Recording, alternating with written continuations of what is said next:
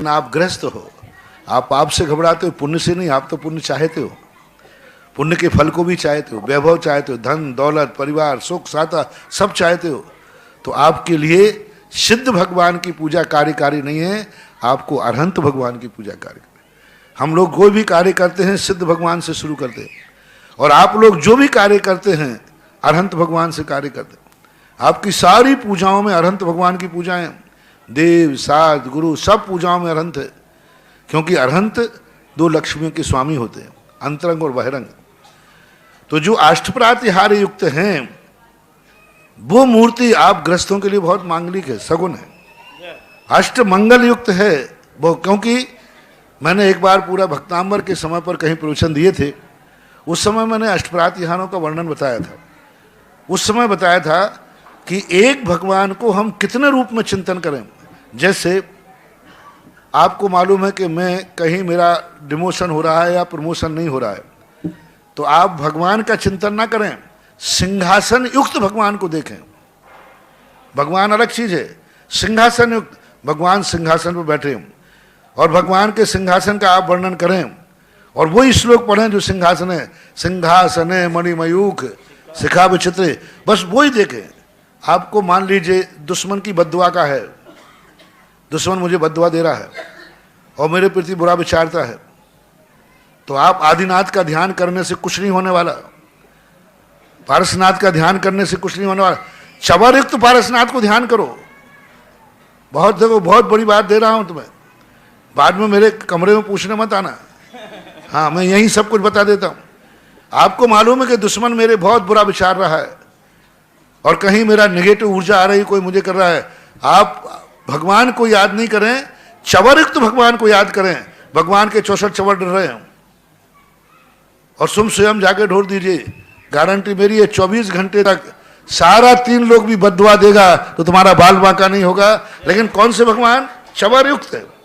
आपको आतप है, आप परेशानी है, तो आप भगवान का अकेला ध्यान न रखें, छत्रयुक्त भगवान को ध्यान रखें।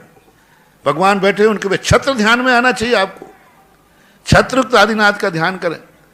ऐसे ही आपके जब अपने भविष्य के अंधकार में हैं, आप कुछ नहीं सूझ रहा है कल मेरा क्या होगा, कुछ नहीं, अंधकार दिख रहा है, मैं कहाँ जाऊं क्या करूं, किम करता मूड है, आदिनाथ अकल नहीं देंगे आपको, बुद्धि नहीं देंगे। आदिनाथ को आप याद करें, पारसनाथ को याद करें, भामंडल युक्त। आप प्रैक्टिकल करके देखना, जब आप बिल्कुल किम करता मूड हो जाएं तो आप भगवान की मुद्रा देखें, लेकिन कौन सा ध्यान रखना चाहिए?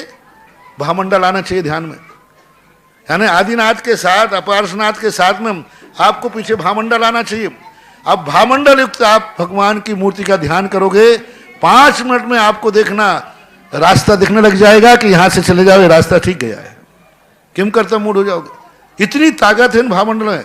निखालस अकेले भगवान का दर्शन करना सम्यक दर्शन का कारण है, कर्मों की निर्जरा का कारण है, मोक्ष का कारण है, सब मिल जाएगा।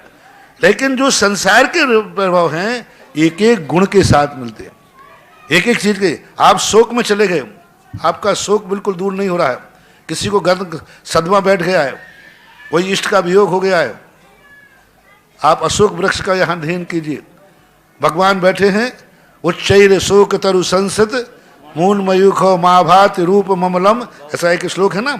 बस आप भगवान को कुछ नहीं, आपको तो भगवान दिखना चाहिए और अशोक वृक्ष दिखना चाहिए, बस उसका ध्यान करिए 5 मिनट। उसके बाद उसके रिजल्ट देखिए, आप रोते हुए चेहरे पर खिलखिलाहट आ जाएगी, अशोक वृक्ष शोक गायब हो जाएगा। कोई शोक में चिंतन है, आप उसको अशोक वृक्ष का श्लोक सुनाइए और अशोक वृक्ष की महिमा बताइए।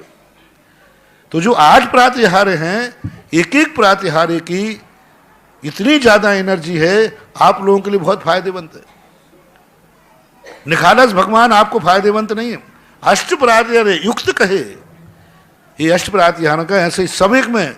आपको मालूम है हमारे दुश्मन बहुत हैं, बहुत दुश्मन है, और तुम्हें मालूम है कि ये मेरा नाश करेंगे। आपको कोई ज्यादा ध्यान करने की जरूरत नहीं है।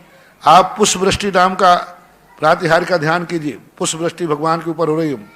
मंदार सुंदर नमेर सुपारी जात संतान कादि आदि कुसुमोत्कर, बस वो ध्यान करिए, भगवान बैठे हैं, पुष्प वृष्टि हो रही है। घरघोर से घोर भी दुश्मन तुम्हारा कांटा बन के आएगा, वो तुम्हारा कुछ भी नहीं बिगाड़ पाएगा। धोखे से पैर पड़ भी जाएगा तो कांटा भी फूल बन जाएगा, क्योंकि तुमने पुष्प वृष्टि नाम का देखा है। ऐसे ही सभी में लगा लो। और भी कौन रह गया? है 8 मंगल। हाँ, 8 मंगल का भी यही है। 8 मंगल द्रव्य भगवान के साथ समोषण में चलते हैं हम। जब विहार होता है, जब चलते हैं तो 8 मंगल लेकर के देवता चलते हैं। दर्पण तुम्हारा अलग चीज है, लेकिन एक भगवान के साथ मिला हुआ दर्पण बहुत बड़ा मांगलिक होता है। वेदी प्रतिष्ठा होती है, पंचकर्णक होते हैं, तब वहाँ दर्पण रखा जाता है।